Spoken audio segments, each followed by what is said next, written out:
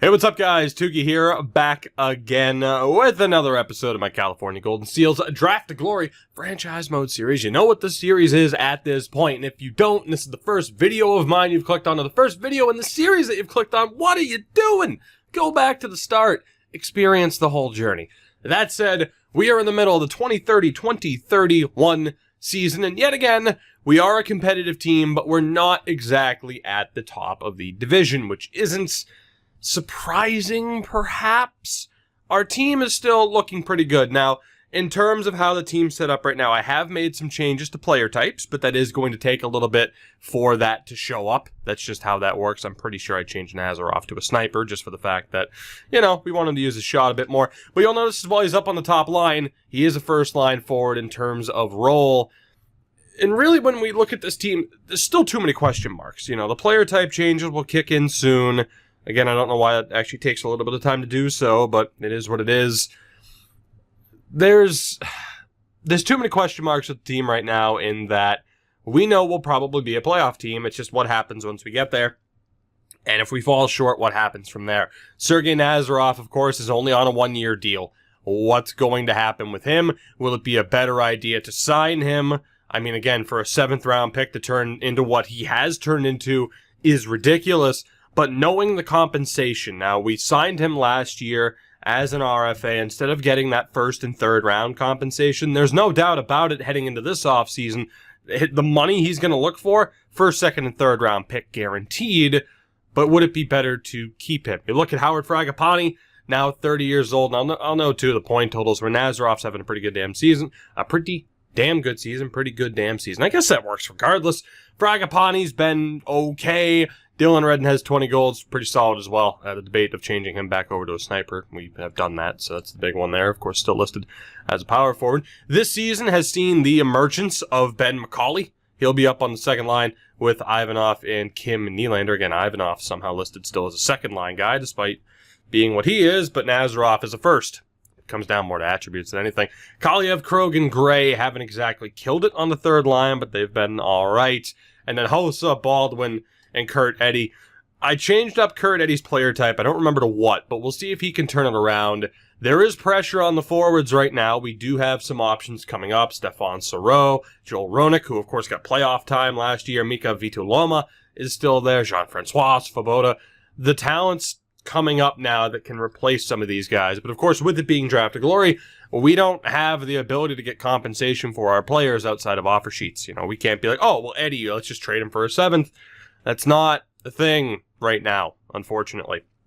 Of course, defensively, we're still stacked, but the big question of whether or not we let Niedermeyer go after this season is still there. And I will note, too, because Niedermeyer brought up a question that some of you guys had as far as whether or not that was a rule break to sign Niedermeyer once he went to free agency.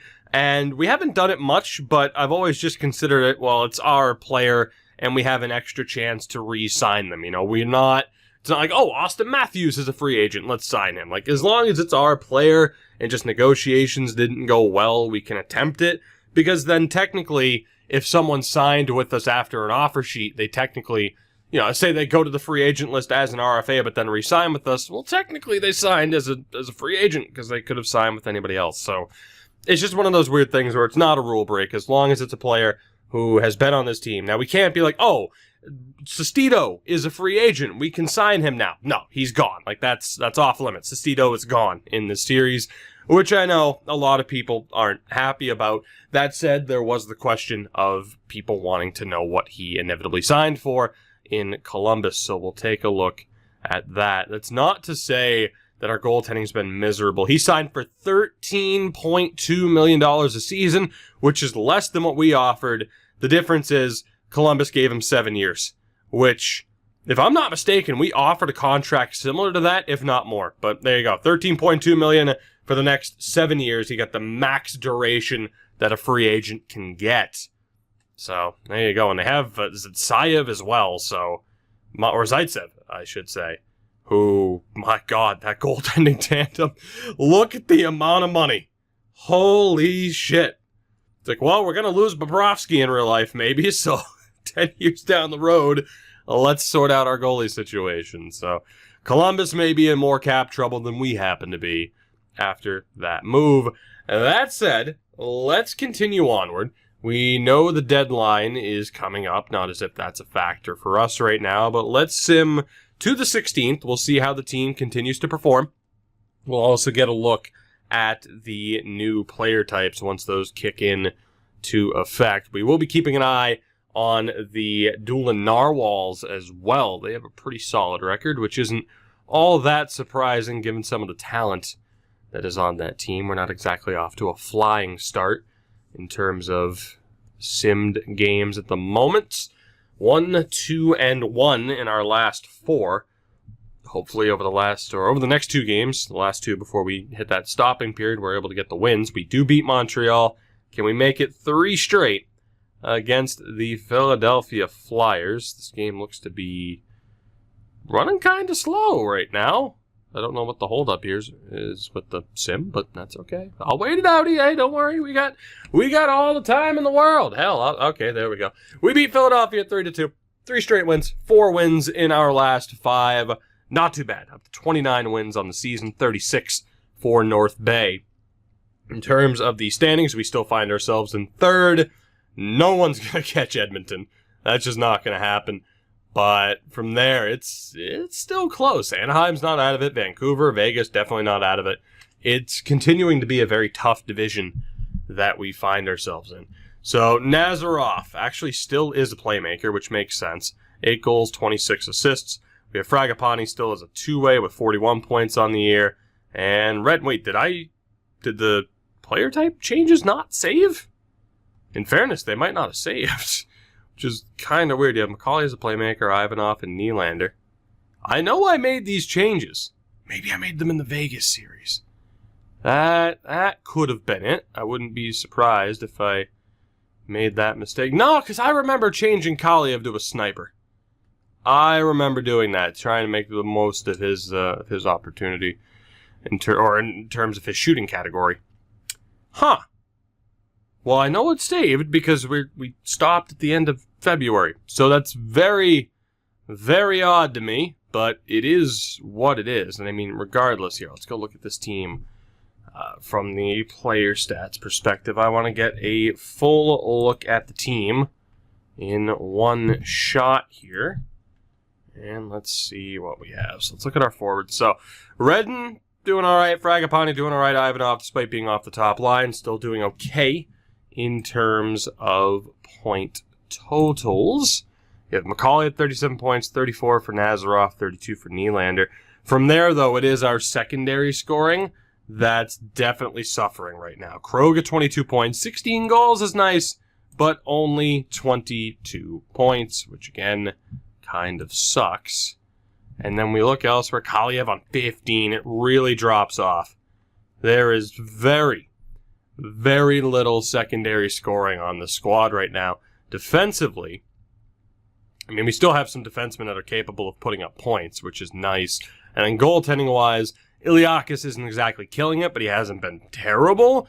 Saprikin's having a pretty strong season there. And, of course, he's neck and neck with Iliakis in terms of overall.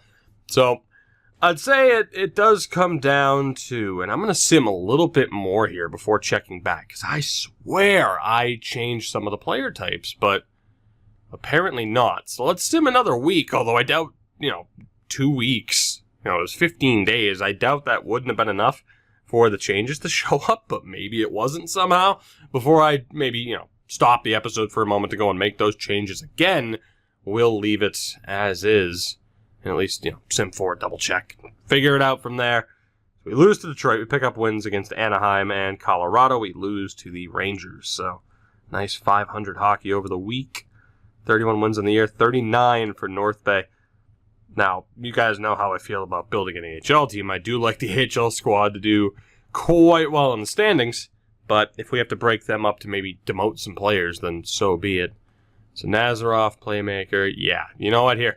Let me check back, because I do want to give the guys like Eddie and Hossa another opportunity. Kaliev as well, who's been extremely disappointing. He's on an expiring deal as well.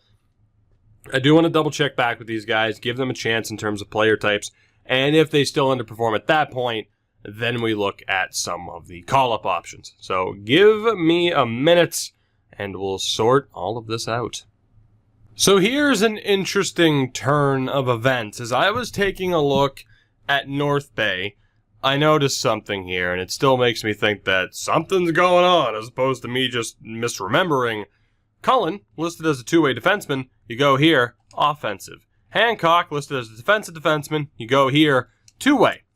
I don't know what the hell's going on, but for that reason, I'm going to avoid making any edits to player types right now, because I feel like in a way it might be correct, but not. I don't know what the hell's going on with that. I still feel like maybe it's just waiting to update itself, maybe because we don't have any pro scouts that it's just not updating.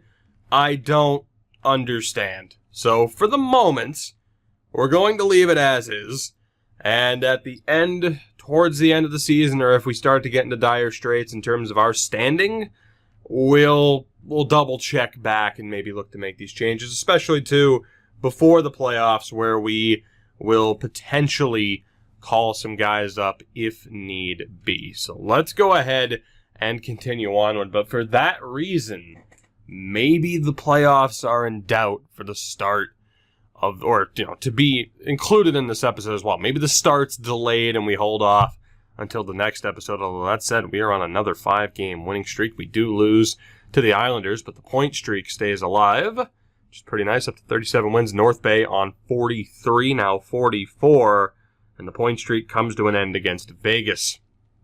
I'm intrigued to see how we're looking down the stretch here. Those overtime losses as well, we have 11 of them. That's going to come into play, I would say, quite heavily. Edgar Champion. Oh my God. Good old Edgar. Man, Saskatoon's killing it right now. Good old Edgar Champion. Gotta love it. Wanted to take a look at who was available there. But strange occurrence there as far as players halfway appearing to what I set them to, or what I believe I set them to in the previous edit. I don't know. I could have sworn it was this where we edited, because there would have been more controversy in terms of, or not more controversy, there would have been more of a reason to edit player types in this series as opposed to what's going on in Vegas. But regardless, aside from that, unless we lose to Chicago, we only had one game where we failed to pick up a point.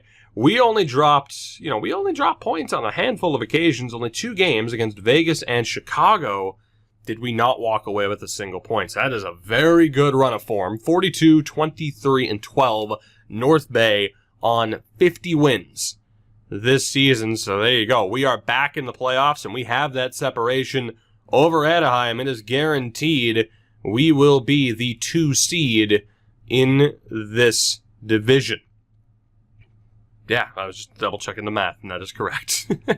That is correct, because San Jose could only finish with a maximum of 95 points. So we have that figured out for us, and it will be Nashville more than likely against Arizona. Dallas is still fighting, so looks like both wildcard spots might go to the Central. As far as the wildcard and who's jumping where, that might not all be the same. We do have to play Edmonton next, which kind of sucks.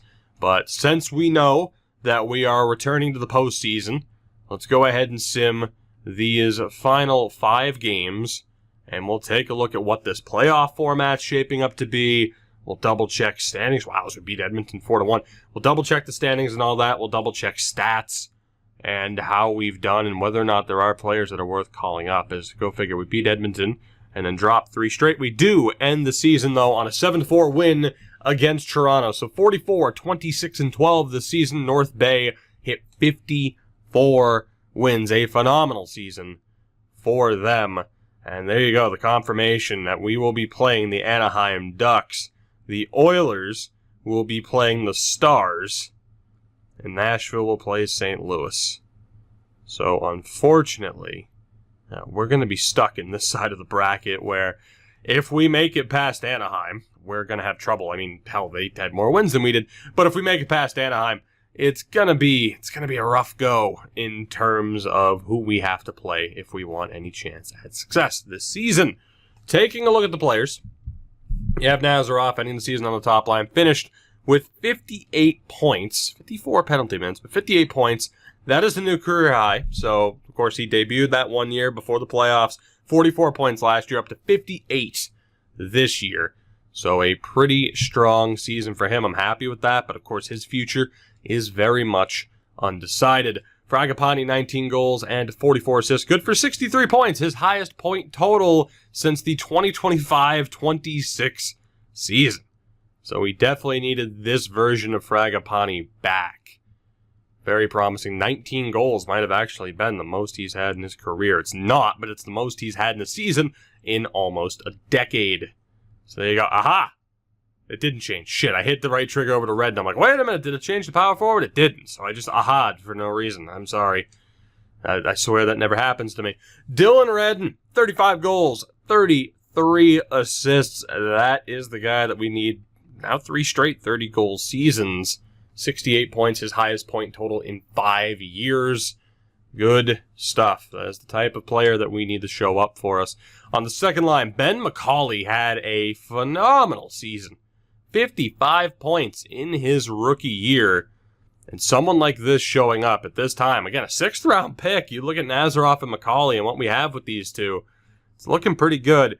But Ben McCauley, especially too for that average ice time per game, looking like a strong option for us. Ivanov finishes with 6 goals and 47 assists, 53 points. Now has at least 3 seasons with at least 51 points after a bad string of 40-point seasons. And Kim Nylander hit 26 goals too. So, the talk of us not having goal scorers, right? That is true in terms of the bottom 6. Nazarov, if we were to change him to a sniper, I'd have a feeling he'd be able to do some real damage, of course. And that's the thing. I feel like I did try to change him to a sniper. That's if we keep him, though, of course. Fragapane is good for about 20 goals a season. He's certainly capable of that. The talk of having him as a two-way or as a playmaker could change things up. I still say he's the perfect two-way just because of that physicality, the defensive ability, but he could be changed to a playmaker. And then Dylan Redden, he hit 30 goals. McCauley hit 20. Kim Nylander hit 26. It's the depth scoring right now that we have to be worried about, I'd say. As it is Nylander's 3rd season, that is a new career high. And that's the issue when you have someone like Arthur Kaliev who just did not show up this year. And in a contract season, I don't know what the hell happened. He's playing with Steve Krog, who hit 22 goals, 33 points. It's ridiculous. That's his new career high goal total. But someone like Aiden Gray kind of struggled, only 25 points. So, you factor in Gray and Kaliev maybe not struggling what this season could have been. Hossa, very disappointing, only 15 points on the year. Baldwin was able to hit 15 goals, but he just can't consistently put up assists, even though he's a playmaker. It does not make sense. And then there was Kurt Eddy on 15 points. So the top 6 delivered. Steve Krog in terms of goal scoring, that was nice. But right now the problem is the bottom 6. That said, we have the talent here that could look to take that step up and solve that issue. Defensively, I think you also have to factor in that we have guys who can put up points. Only 38 points this time for Niedermayer, which with how much we're paying him, you'd look for more. After the 49-point season he had last year. Rokon, 27 points this season. Not bad. He's capable of 27 to 30. Had a career high of 42 not that long ago. Barry Fuller was able to put up points. Andrew Zeeler continues to put up points and certainly lends a little bit of evidence to the argument of just letting Niedermayer go. Zeeler can put up points like he can, and then Pielstrom and Richter. So we're looking good. There's obvious weaknesses here. Iliakis and Saprikin, both solid. You factor in Saprikin's 21 appearances. Not all of those mean starts, obviously, because, the math wouldn't add up. But I'm happy with the team in that I think we can make this work. Obviously, it's frustrating that, at least from my standpoint, that I edited player types and those don't appear to have gone through. So that's frustrating, but we can make those changes again. And then when you talk about underperforming players, we have the option heading into the playoffs to say, well, I don't know if Eddie's going to be the common vote to have him sit. And in fairness, I think his player type changed. Did I not have him as a power forward? I don't know what the hell went on with this game. I could have sworn we had him as a power forward. Now he's listed as a two-way, which I think is what I wanted to change him to. So these players might have actually switched player type as I wanted, but maybe it's just not being listed because of the lack of a pro scout. I genuinely don't know. There is a way to check, and that's what I'm going to do. We're going to turn off Fog of War really quickly and double check that whole situation because I don't know what the hell's going on there. That's the only thing I can think of, is that we just don't have a scout, which wouldn't make sense because it's our own team. But whoever said certain things about video games make sense. Not even just this one. Just video games in general. So let me take a look at this team without Fog of War on. So Redden, for example, still a power forward, two-way, playmaker. That's super weird, though. That is super weird as far as all that goes. The question, of course, that we'll have is, do we change? I think we'll still look to change player types, and you guys have seen the point totals, so you can suggest line combos, but I think we'll take a look at the player types again, optimize it to, make sure that everyone's in their best spot. Like, Luke Baldwin is a playmaker. That's still his best role. As I hit the controller on the desk, that's still his best role, no doubt about it, but just for whatever reason, he scores the goals. That's no different than Steve Krogh having 91 discipline, but having season after season of, close to, or if not over, 100 penalty minutes a year until we change the fighting. So there's got to be a solution here with pretty much everybody. But we have the option of just, having this current setup, maybe change up the lines and player types, but having this group of players start. And if we struggle against Soro, Ronick, Vita Luoma, they're all there. On top of that, of course, down the road, we are going to have to worry about the future with this team, who we want to let go, and how we handle that. And I think as well, the cap is going to be a major factor with that, especially, how much is someone like Nazarov going to look for. So it's going to be a tough couple of episodes, and hopefully we can not worry about the offseason for a while, and we end up having a strong and relatively deep playoff push, as Norbert Blatter led the league in points, also hit 50 goals. There you go. Vinehandle's still there because, my God, he is a cheat code to the utmost extent. Brock Besser in Vancouver, Connor McDavid in Edmonton. We know the names, and apparently both Anaheim and Ottawa are set up quite well. In terms of rookie skaters, we nearly had a Calder winner. Unfortunately, Hanu Calvasari probably butchered that, but still, and probably butchered that, but he had himself one hell of a season. So I think right now the biggest, the biggest question for us, line combos, personnel, and optimizing player types yet again, which I will do. Again, the thought of moving someone like Dylan Redden over, he still had a good season despite being listed as a power forward, but there's a lot to do here. There's a lot to do. And I am mainly concerned about, I think I'm more concerned about the offseason than these playoffs. Because for me, it just feels like, okay, well, just pick a name out of a hat, win, lose. Like, that's what it feels like. I know this team's capable of success, but whether or not we find it, who the hell knows. But this upcoming offseason is tough. Goalie-wise, Saprikin's going to need a deal. And you could argue, just let him go, get the compensation, because we have Iliakis. Crab is also an RFA. I don't think we're going to get a ton for him on the open market, but he is already looking for about $4 million. So when you factor that in, one, if not both, of Saprikin and Crab could be let go of. And then we'd have Fragapani, Åkerlund, and probably have Fragapani as the backup. So we could look to get some good compensation there. But if the argument is, oh, well, Saprikin might be better than Iliakis, then what do we do on that front? Do we keep Saprikin, knowing that we have Len Iliakis signed for 3 more years? There's so many more questions. I'm going to hold off on that, though, because the offseason is not what we have to focus on. We'll revisit that whenever we end the playoffs, which hopefully it doesn't end in that series against Anaheim. So right now, again, our main focus, personnel, me optimizing player types, which I'll do what I can there, and I'll factor in your feedback on line combinations as well for what makes sense. Like I said, do we give mainly these guys on the fourth line the opportunity, or do we just immediately go to Saro, Roenick, and Vita Luoma? Maybe even some others, depending on what the attributes show. I'll leave that up to you. Not as long of an episode as I was hoping for, but with just the way that worked out, that weirdness in terms of player type editing, that is, with that weirdness and just how this season has gone, yeah, I want your input before we move forward. So with that said, thank you very much for watching. I'm definitely looking forward to your feedback and suggestions in ye old comments below.